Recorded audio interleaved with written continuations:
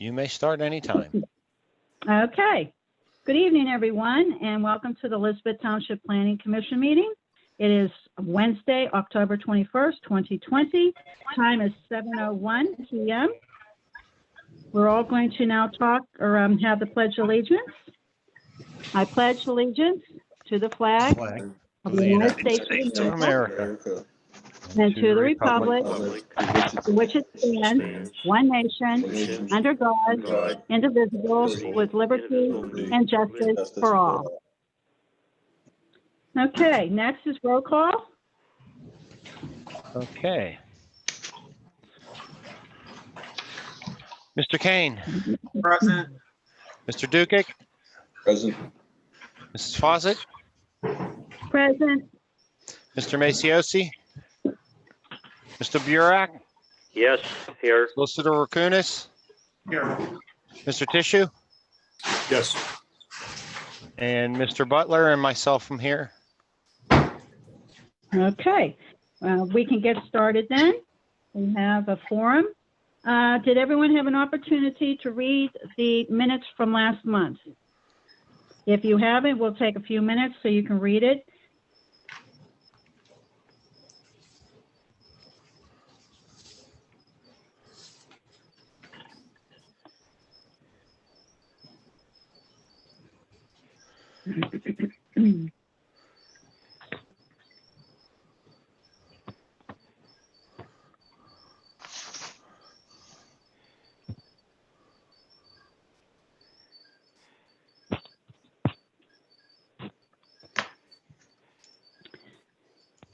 Did everyone have a chance to read it, or are we still reading? Here, we're still reading.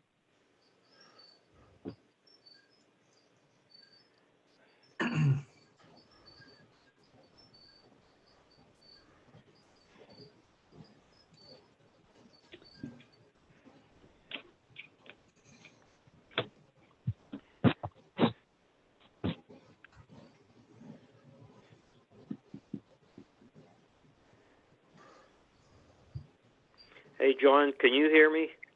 Yes. Hey, this doesn't have anything to do with the meeting and that.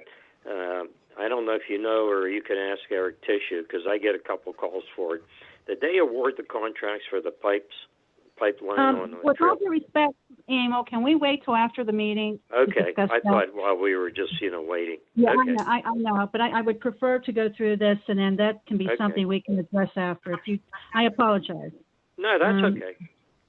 Okay, did everyone get an opportunity to finish reading the minutes?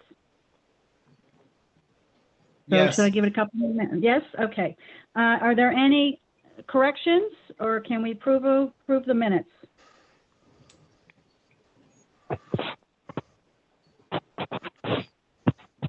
I'll make a motion to approve as written, Kathy.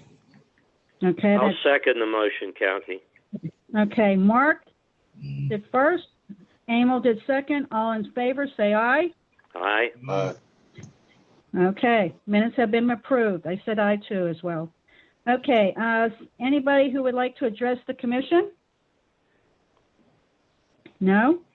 No. All right, on to the old business, because there is no new business today. We are going over the solar ordinance. Does anybody have any issues, comments, or concern about the ordinance that was given? Kathy, I'll just say at the outset, I did, everyone has seen it. I didn't get any comments from anyone other than a comment on setback provisions on page 7 from you, actually, regarding the height and the possible restriction on length. So that was one issue. That was the only issue that was brought to my attention. Yes, so that everybody knows. I talked to Matt actually earlier today. I wanted to do it earlier in the week, but I wasn't feeling up to par. If you go to page 7 of the ordinance, under number 2, you will see the height for freestanding ground mount. It says the height of 15 feet. To be honest with you, I think it's a little high. I think something being a little bit more reasonable might be anything, maybe say 7 to 10 feet maximum. Any questions or concerns about that? My only Well, the comment. only- Go ahead. Sorry, John. Go ahead. This is Emil. The only question I have, and we talked about that, and I agree with you, Kathy, but we have, and John can confirm this, there's an 8-foot height ordinance on fences, and maybe we might want to consider not being any higher than the highest fence. Well, I thought that, John, I could be wrong. I thought the maximum was 6 foot. Is it 8 foot? No, it's 6 foot for a fence. But what I as far thought. as the height of these, I don't know if you want to go really too far under. I've been out and saw 2 of these that we've had installed in the township so far. And Ground 15, mount? yes, 15 feet is the maximum from above ground. And that allows some room underneath to cut the grass and maintain it. I think if you go too low, it may get a little more difficult to maintain under it, depending upon how tall the system is or how long the panels are, because they're at an angle. One thing I think we do need to kind of address, and I don't know if you remember, Matt, it was back in February. The location, because we have it has to be so far out of the required front yard. I think it's 10 feet from the, Yeah. it cannot be located in the required front yard. Yeah, 10 feet from any property line is what we have, Yeah, but on Yeah, in but the ordinance, under, and not in the Under- front yard. not in the required front yard, which is 35 feet, because there was some concern on the one when they moved the location from the rear yard to the front yard, that could have been an issue, because it's a big panel, or it's a big array there. That one's Fortunately, 35 feet back, though, on all honesty, right? From the road. oh yeah, fortunately, their front yard is about 230 feet to the road, so they're way back. It's just some of the smaller properties, you're going to have this monstrosity if, Well, does at that, John, does that 1B, does that address the concern? Because it says it shall not be located in the required front yard. Does that I address was that? going to say, that addresses it. I just don't know if we wanted to maybe increase that a little bit or not, So what's the required, 35 feet? 35. Yeah, my Okay, only so issue, just going back to what Kathy had said, I don't know, I haven't done much research to see, like, they obviously have to have so much square footage, I imagine, to be able to be useful. That 15-foot height, is that like a standard? Because obviously I got this from some other, another ordinance. I'm assuming that must be like a standard, measurement that they might use for these. I don't know. Yeah, I think 15 feet, they have no problem meeting that. They can always shrink it a little bit lower to the ground if they have to.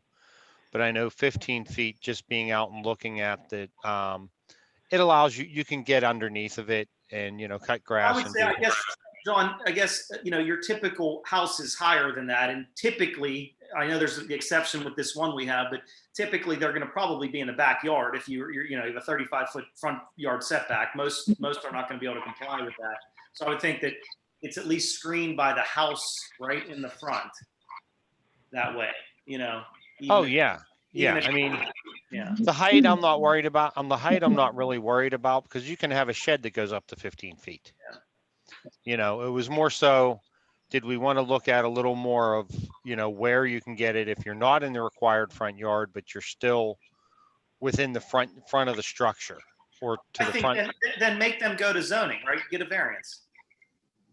well, yeah, and I've read that too. Well, where no, they would I have to mean- get a variance. I mean, right now, as long as they're not in the required front yard, which is 35 feet, they're fine.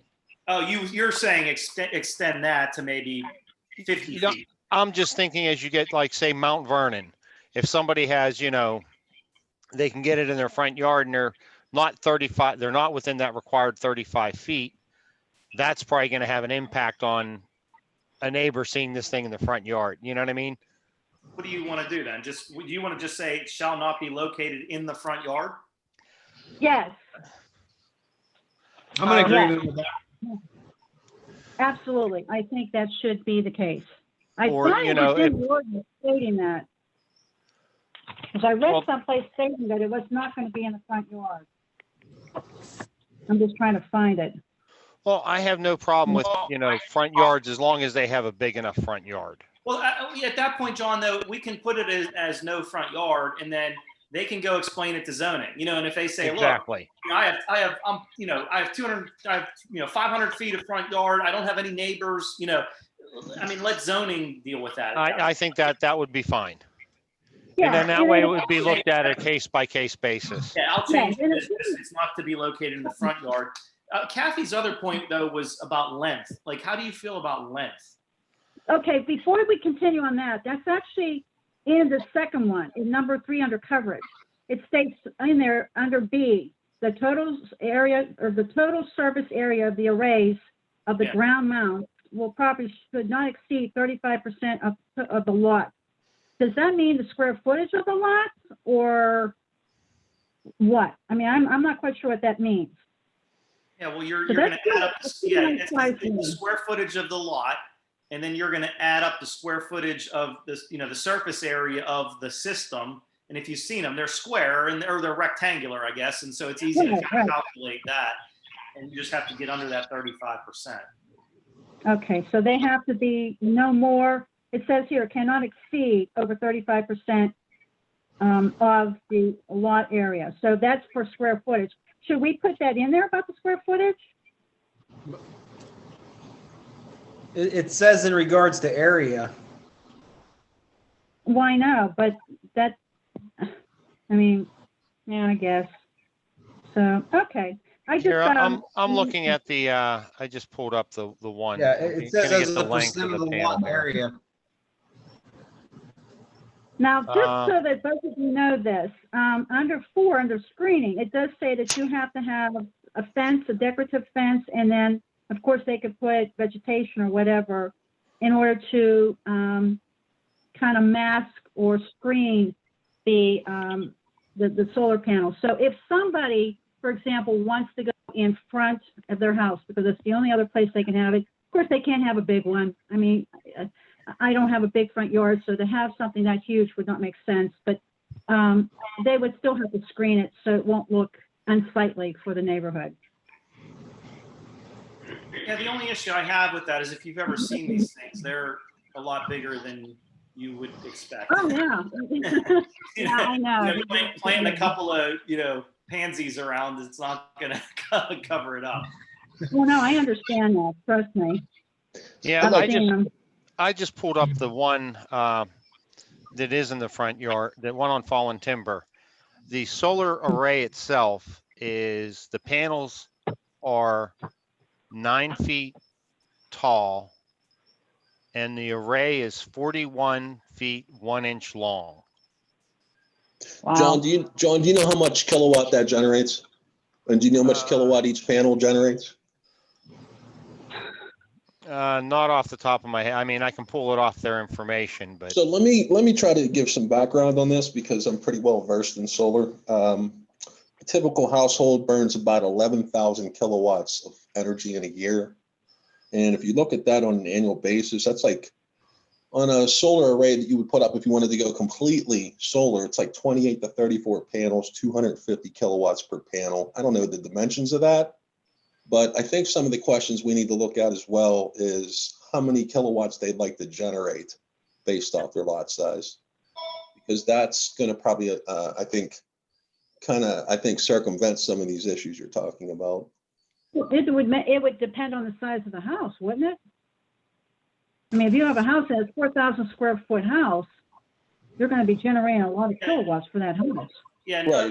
with all due respect, George, I think the issue, not from the township's perspective, isn't how much of your house do you intend to. We don't really care how much they want to use solar for. What we care about is aesthetically, how does it affect the neighborhood composition? So the things that we're trying to prevent as far as square footage aren't really dealing with limiting their capacity as much as it is visually making sure that it's hidden and as much as it can be and away from everything. So With respect to what you're saying, Matt, and I can understand that on the aesthetic side, but I mean, the bottom line really is the purpose is to generate energy. So I think that is a relevant question. I agree with you on that end as far as the resident goes. What I'm saying is in terms of what we want to put in the ordinance, I think we're more concerned about the size of it, where it's located. I think we want to limit ourselves to like that type of issue. And I know what you're saying. You're saying, look, if they want to only save a quarter of their energy, then it's going to be small. Correct. To deal Correct. with it. Yeah, Correct. I totally That's get the question. That's the question to ask, is how much energy do you want to save on an annual basis? Some people, and if you look at these companies that are posting all over Facebook with, put solar on your roof and all this stuff, basically they're going to come in, give you all this stuff for free, charge you for it over an annual basis. And then basically you get a reduction in your energy cost over time. But the system they're putting in isn't enough to carry your household. It's very small. Right. So it's a very relevant question to ask on the capacity of how much you want to generate, is all I'm saying. Yeah, no, yeah. You're going to be limited by your lot size anyway, though. Like I have a 75-foot by 100-foot lot. Somebody else that has an acre or two can put more up. But you're limited by the size of what you have. Yes. And I think the other issue is like someone like me, like I'm on 16 acres. So, I could put, you don't want to give someone like me the ability to just put panels everywhere, even though I'm kind of out in the cut, right? Like I think what we want to say in the ordinance is that's why we have these maximum limitations, right? We want to go in looking at an ordinance as if everyone's trying to do the max. Everybody's trying to totally generate 100% power for their house. How do we restrict that on a visual basis? I think that's how we look at it. So in my opinion, that's kind of what we look. And I don't want to stop someone from using 100% of, you doing this for 100%. At the same time, again, if we put the height at 50 feet, and they put these gigantic tall, panels up, then that's a problem. So I think that's what we're trying to wrestle with here. John, back in April of 2018, you gave us a booklet, and I still have it. I'm looking at it as we speak. It's the zoning and permitting of solar in your municipality. It's actually very good, and George, it might answer some of your questions because it does talk about wattage and so forth. It may not be a bad idea if nobody has this or you've lost it or misplaced it, to get this and look it over. It talks about the panels on the house, it talks about ground, it talks about how far they should be on, so forth and so on. So maybe it may not be a bad idea to look over this booklet. I forgot how many pages it is now. I think 40 pages, 45, I think. But to get this again and then maybe look it over, read it, and then we can go from there. But I agree with Matt in a sense that I'm looking more for the aesthetics, especially if they want to zone it for in front of their house. They have to have a certain requirement on how they would do that, because you don't want something to be unsightly right across from you or right next to you. I know where I live at in Mount Vernon, a lot of these solars on the ground probably wouldn't work because you need to be back 35 feet. And most of the property around here isn't that way, so they probably won't have them. More than likely, it'll be up on a roof. So it is something to consider and to think about. Well, and I'll just follow up and say, I'll defer to George on all the technical aspects of it, because he did supply that booklet. I'm sure he knows he knows 100 times more about. I just put a solar system to power a school. Yeah, I just finished it. I defer to you. I'm sure you know 100 times more than I do about the systems and how they generate. Like, I don't know anything about that. Right, and I'm not in no way trying to take away from the aesthetics. I'm bringing that technical education just to everybody, so you have that knowledge. That's all. Yeah, no, I think that's excellent. Yeah, thank you. I would just like to throw in, as far as, since this is going to be a zoning amendment, as far as interpretation and enforcement, the simpler, the better. Do you meet size requirements, location, height requirements, setback, and then we can calculate the impervious area of the lot. If you start adding a whole lot more and it gets a lot more complicated to, go through a lot of this. Hey, John, that's a great point from a practical end, because I know you and I always deal with these ordinances practically, right? So and we have enough convoluted ones to begin with. Everything's so confusing and hard to deal with all the time. So my intended purpose with the ordinance was honestly, the one on fallen timber is what really opened my eyes because I called John. I was going to my office the one day because I go on Fallen Timber like 5 times a day. I called John when they were building that. I was like, "What is going on over there?" And he told me it was a solar system, and I was like, "That thing's way bigger than I ever imagined it would be." And so the intention, I think, was get something into place. And I'm not saying what we have before us is the perfect solution to solar energy systems, but I think if we get something at least for residential solar in place, it'll give us something. Right now we don't have anything, and other than the front yard setback, we didn't have much control over that system. So Yeah, and Kathy, you may want to look next time you're on Duncan Station Road. Yes. One was just put in the rear yard of a house there. Yes, I know. I've seen it. You can't really see the panels in the front. They're behind the house. Yeah. Yeah, it's a regular house, I think. Well, the thing is the one on Fallen Timber though is in the front yard. There's 2 neighbors on either side. And I told John, I was like, "There's no way. We're gonna get calls on this, but we haven't received anything." So. Nobody called, and actually that was originally to be in the backyard.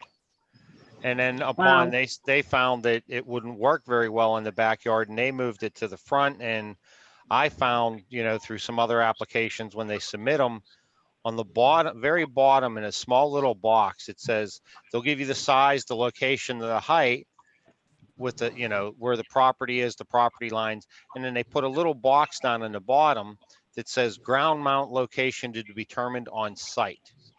Now, when I approve them, I cross out that box and put, "This is the approved site only." Yes, I think that's a good idea. Yeah. Yeah, absolutely. So I'll make the change first off to say just no front yard. I'll make the change. I mean, do you want to change height and length? You want to talk about that?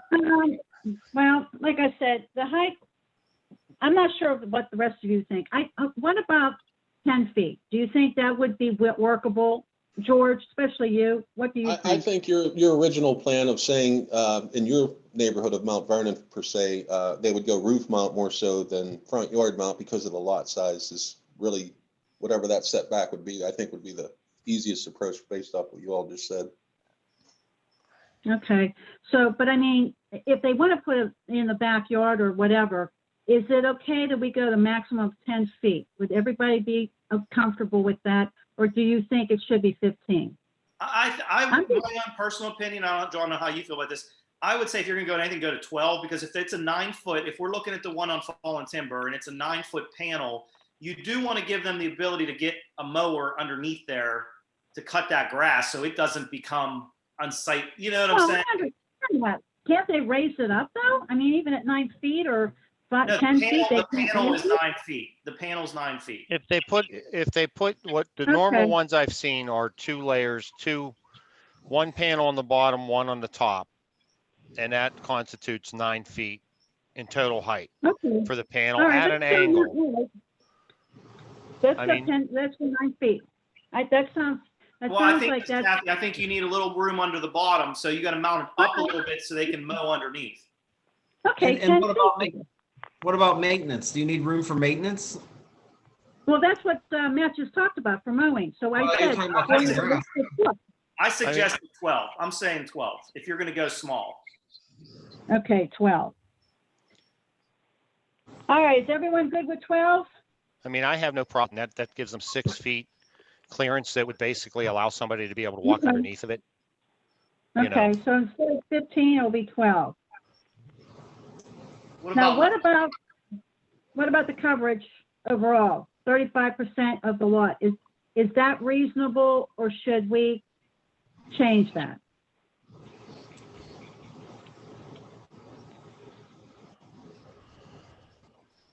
Hello? No, I think that's reasonable.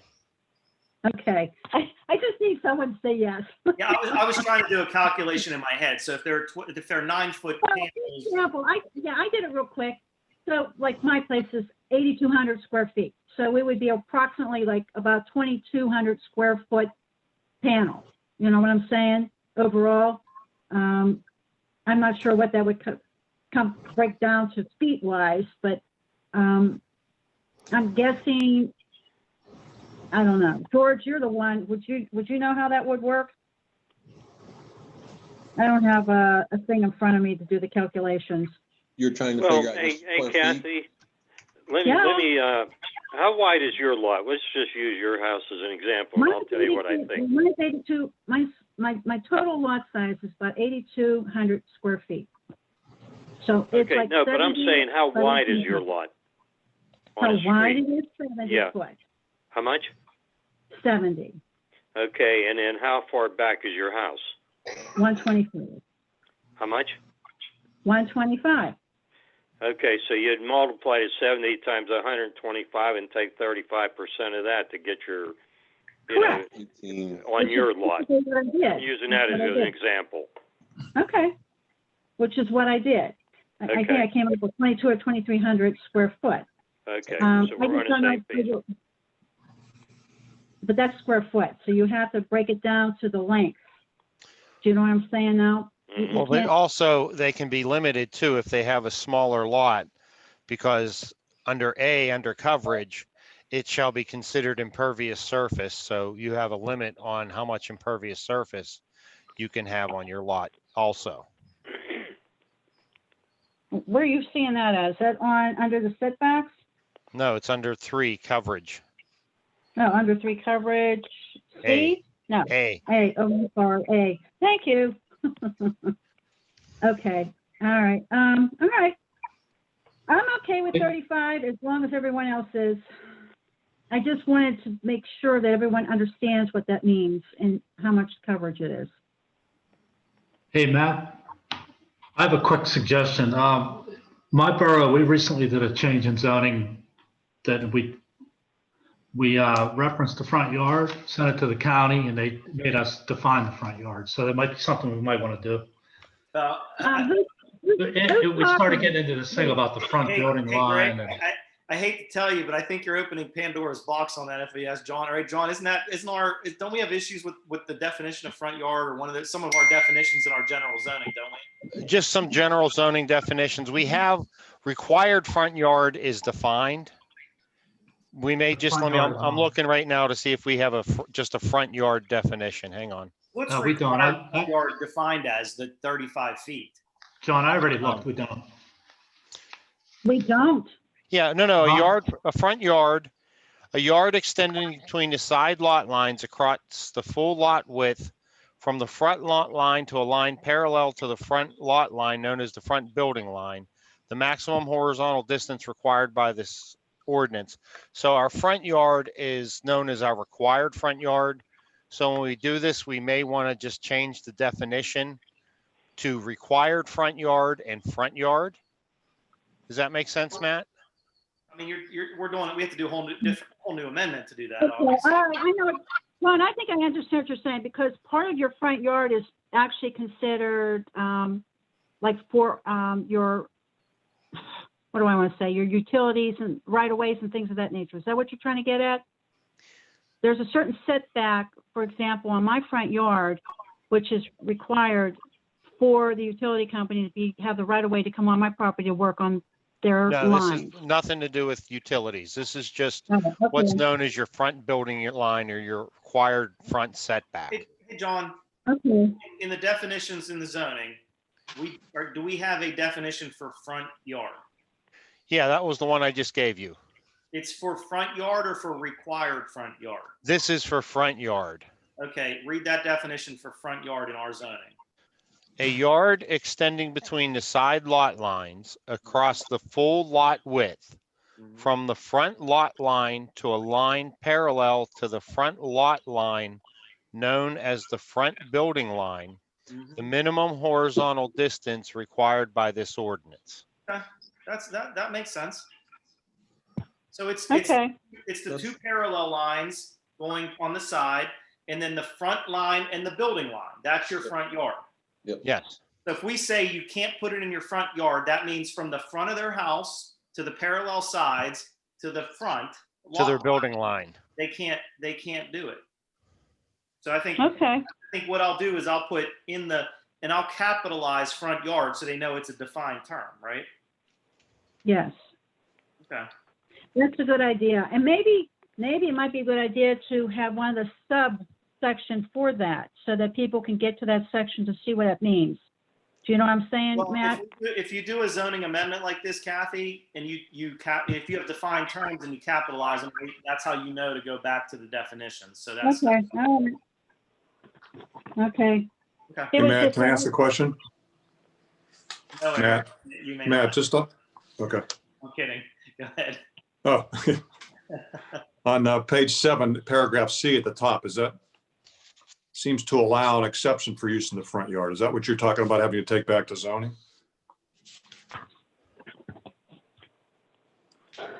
Yeah, I don't have a, well, that actually, I forgot about that paragraph. That actually seems to say that they can come back to the commissioners, I suppose. But regardless, like I'm okay with that as long as there's a, in my opinion, it's up to planning, but in my opinion, as long as there's another layer, right, of like approval. If you're going to put it in the front yard, you got to go before somebody, give the neighbors an opportunity to say, we are okay with this or we're not. I think that's what I'm concerned about, you know? Or Matt, would we be, this kind of says, in front of the principal building outside of the required Outside front of yard. Yeah, yeah. So maybe this would be the section we would may just want to clarify or add, you know, somehow define the front yard between the building and your required building. You know what I mean? That's the area we're talking about, but how do you define that? I'm going to take this section out because I think that's just convoluted, to be honest with you, because our front yard definition is from the front lot line to the building line. So you really can't have an area that's in front of the building, but not that outside of the front yard. I can't think of a scenario where you'd have that. So based on our definition, I think I want to take this out. Let them go. I'm back to let them go to zoning. Let them go get a variance. All right, so you're going to take out C. Yeah. All right. All right. And this is just me personally. I mean, you guys can have me do whatever you want. I'm just saying my own personal opinion is if they want to put it in the front yard, let them go to zoning. Then it has to be posted. The neighbors have an opportunity to comment. You know, hey, they may get every neighbor to come and say, we're okay with this, let them do it. And then that's fine. You know what I mean? But at least there's that extra layer of due process or whatever you want to call it at that point. Okay, yeah, that works for me. Is everybody okay with that? I'm okay with that. Okay. George, Mark? Yeah, I'm good. Yep. Okay, all right. So we're going to remove C.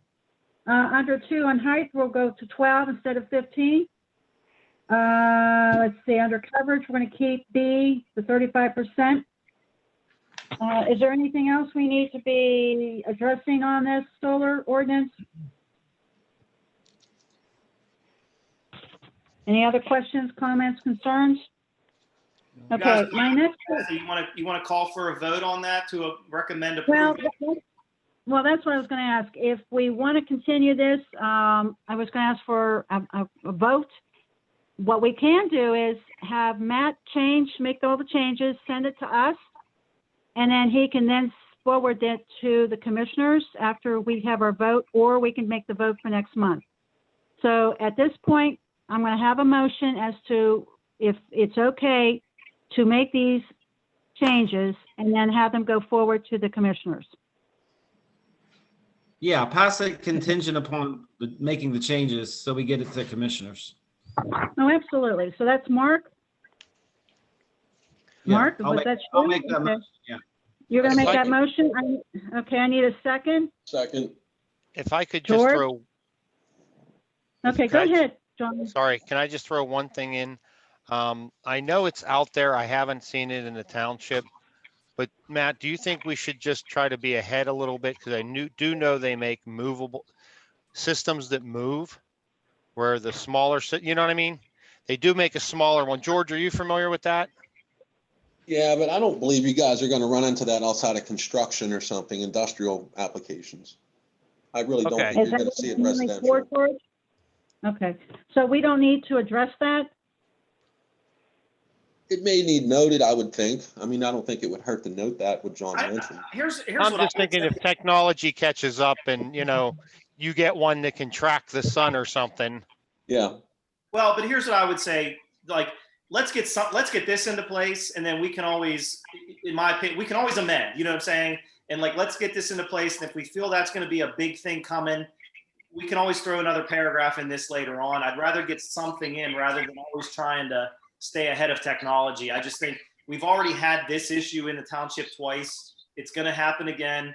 Let's at least get this taken care of before we, and I John, totally respect trying to stay ahead of it. And we can do that. Once we get this into place, then I think let's look at how can we advance, but let's at least get this, in my opinion, let's at least get this into place. Okay, I have no problem with that.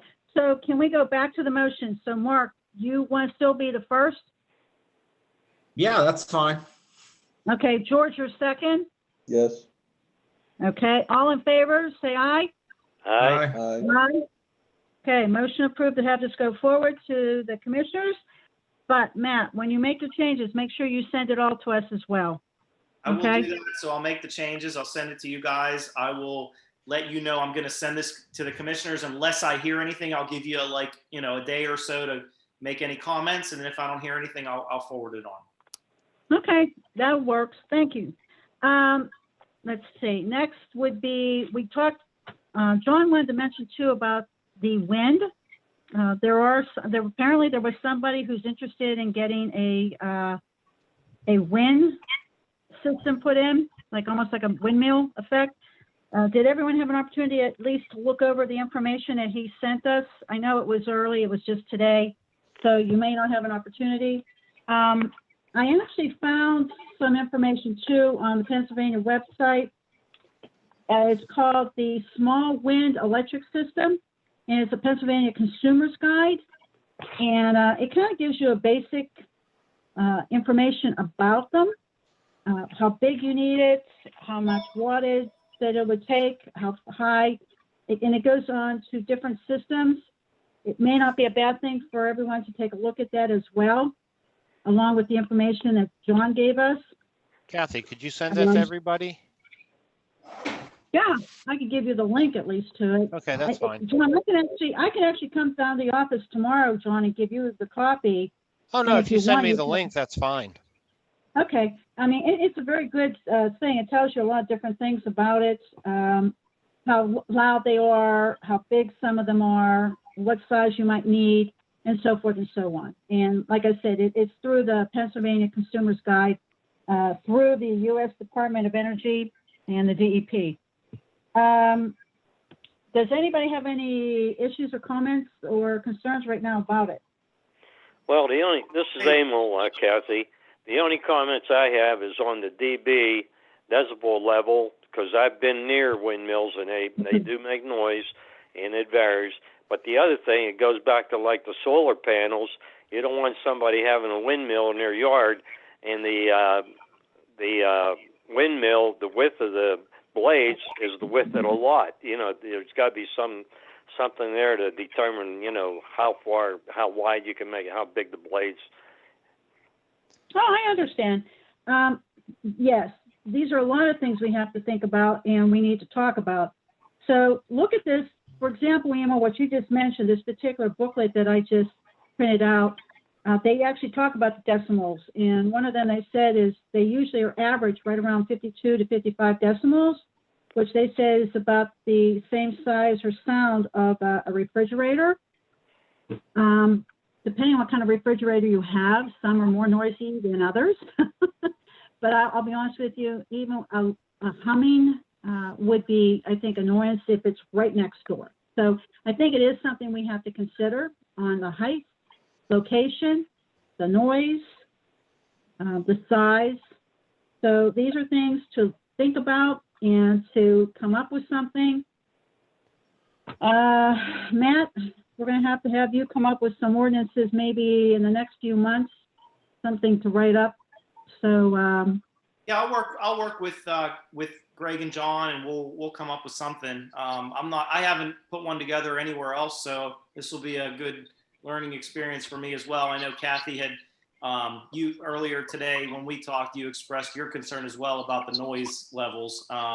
definitely something we're Oh, gonna yeah, have to we could look do at, that. 'cause Okay. I actually think that noise level is higher than what we may require for our gas well. I mean, with our gas well decibels. So, you certainly, we got to look at that and see where we're at with Oh, those. yeah, but I'm just saying that this particular system, they said can be as high as 52 to 55, which I think is kind of high because they were saying it's about as loud as a refrigerator.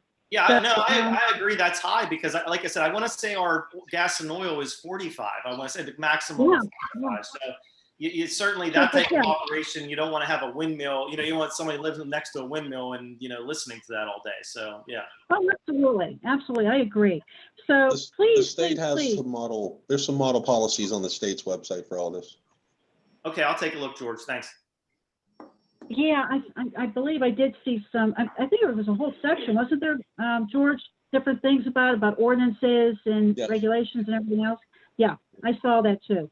I just haven't had an opportunity to really look at it because I just started Just to does a lot get of the into it. legwork for us. That's all. Yeah, unfortunately. only other thing- a lot Go of ahead, I'm reading. sorry. No, go ahead. The only other thing that I want to mention, being next to the windmills and that, they not only just make noise, but it's a crazy noise. It's a whop whop, that type of noise. Yeah. It's not a continuous, in a sense that you hear a steady whine like on a refrigerator. And I can tell you, our refrigerator, it's old and it doesn't make any noise. Yeah. But I I'm did just, look at our oil and gas. It's 60 dBA, but still, nonetheless, I mean, you don't want that. We got to keep that under control. right. I agree with you, Matt. And that's something we need to discuss and we need to talk about. John, just out of curiosity, the individual who came in to talk about this, where are they approximately located in the township? Actually, he had mentioned it when I was out doing his footer inspection for his new home. He said, I'm thinking about it. I get a lot of wind up here. I think I might like to put in some type of wind power. It's off of Piers Road, the subdivision Yeah, I know. across who from it the is. hunting. Okay. Yep. I know who. As soon as you mentioned that, as soon as you mentioned new development, I thought, I know exactly who you're talking about. Oh, my goodness. Okay. And that's what made me, yeah. bring it to everyone's attention that it's something we may want to look at and, I agree. Absolutely. Oh, my gosh, yes, absolutely. So, gentlemen, you have a homework assignment. I want everyone to please start reading, looking up, and start asking and writing down questions and concerns and comments for next month's meeting so that we can get into more in depth with this and maybe Matt can come up with at least an outline of what we can look at. Does that work for everyone? Yes, and I just want to add one other thing. Sure.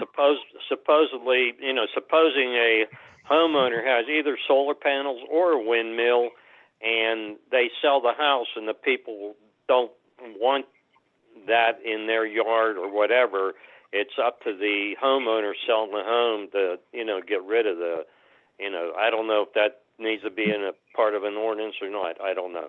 Yeah, no, it Or does. in a real estate sales agreement. I just don't know. Well, we have Matt, I think we had it in there, didn't there somewhere, or we don't have it in there for Yeah, we decommissioning? have something. Yes, we have decommissioning if it hasn't been in use for a year or so. They have, I think, a year in order to tear it down. Yep. I don't know whether that needs to be in an ordinance. I think if a homeowner sees that and they want to buy this and they say, hey, I don't want that stuff on the house, then I would think it's up to the person selling the house to remove it at their cost. I could be wrong. I mean, if I want to buy a house and I see solar panels on it, or I see a windmill in there and I say, listen, those are old panels and that windmill, I really don't care for it for whatever reason. As a person, I might say, I like your house, but I don't want that stuff on there.